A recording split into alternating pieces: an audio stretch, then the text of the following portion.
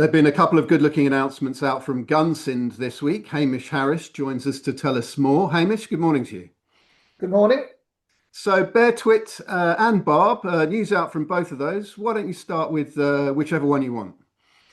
Well, exciting news out of Bear Twit. We've got our consultant on the ground, Critical Discoveries, to go through and digitise some of the old maps and look at some of the old data. And they've actually come across a new target called Inyo, which we weren't aware of. That's was some work done there in around 2013. Some exceptionally good grab sample grades. Very high silver, 50% plus, both for zinc and lead. And it wasn't the fact that there's the odd grab sample scored as consistent zinc grades higher than 20%. So that's very excited about that. That's something that's come out through that work. So it's low cost. We went on the ground doing that work was previously done. So that if you look on the map, and then that gives us another target, and it's a big project, 17,000 hectares. So when you've got all those targets to the north, plus Bear Twit and now Inyo, it's potentially looking like a very, very sizable and decent project with high grades. So yeah, we're very excited about that. Plus the zinc price is doing well. Yeah, well, commodities prices in general seem to be strengthening quite nicely. What about Barb then, Hamish? How's that going? Well, it's going well. Obviously, as most people are aware, our neighbour 1911 Gold have had a dramatic increase in their share price over the last 3 months, based on getting closer to production and also the gold price increasing.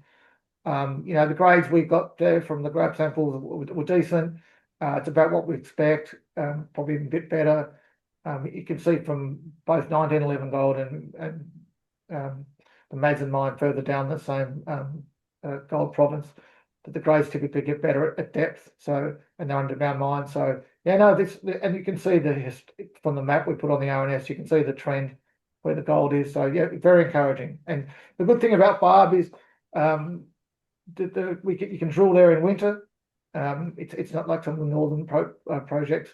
So that's for a matter of us. We've got some more grab samples coming up shortly, and also we can potentially get cracking on getting drilling permits as well.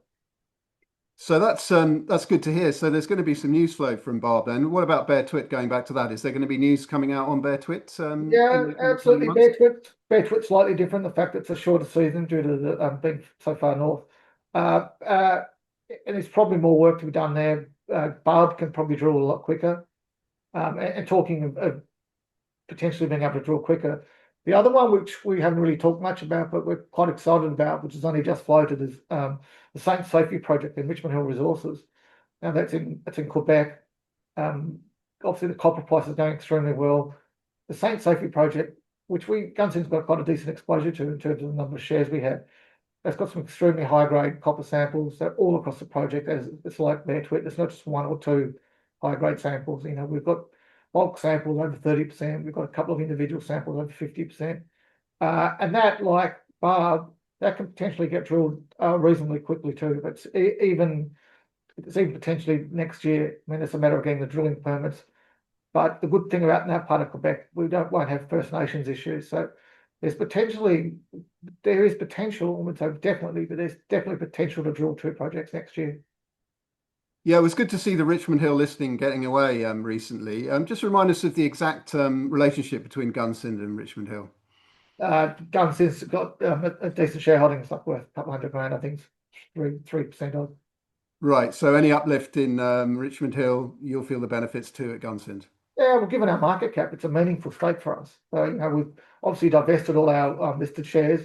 We're locked into Richmond Hill for 12 months, but it fits in with our exposure. It's both copper, which we like copper, very bullish on copper, and Canada. Obviously, our focus now is in Canadian projects. And the reason for that is simple. We think at this stage of the market and the way that the TSX is going, there's real value there. And we could never find that value in Australia. But we picked up, I think, we're pretty happy that we've picked up Barb and Bear Twit, especially particularly cheaply. And, the gold price and the zinc price has increased. So that makes us look good in hindsight to an extent. And also, if you look at the other one, which we haven't talked about, is our the Hornby Bay Basin, the uranium projects. Our neighbour there, Future Fuels, has gone from circa under 10 Canadian cents to around $1. So there's a lot of excitement going in that particular basin as well. And Future Fuels doing work on the ground right now. So there's a lot happening in Canada, so it's good times ahead, and we should have a lot of news flow. Yeah, good times ahead. So finally, Hamish, you mentioned you're bullish on copper. Are you feeling optimistic generally about commodities and about the junior mining sector? Absolutely, and I think if you look at the copper gold relationship, there's it's just it's you would think that copper is very cheap compared to gold. So I would expect if reversion to mean that copper comes good.